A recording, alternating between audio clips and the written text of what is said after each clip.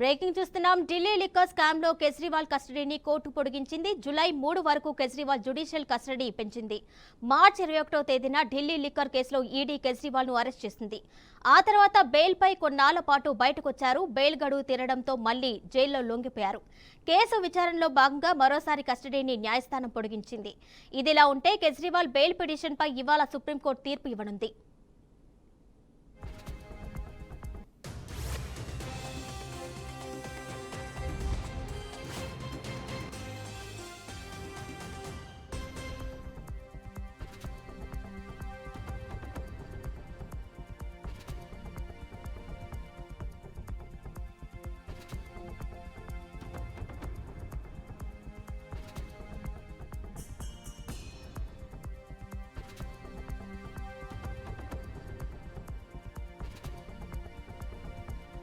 Breaking చూస్తున్నాం. Delhi liquor scam లో Kejriwal కస్టడీని court పొడిగించింది. July 3 వరకు కేజ్రీవాల్ జ్యుడిషియల్ కస్టడీ పెంచింది.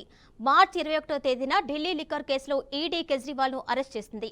ఆ తర్వాత బెయిల్ పై కొన్నాళ్ల పాటు బయటకు వచ్చారు. బెయిల్ గడువు తీరడంతో మళ్లీ జైల్లో లొంగిపోయారు. కేసు విచారణలో భాగంగా మరోసారి కస్టడీని న్యాయస్థానం పొడిగించింది. ఇదిలా ఉంటే కేజ్రీవాల్ బెయిల్ పిటిషన్ పై ఇవాళ సుప్రీంకోర్టు తీర్పు ఇవ్వనుంది.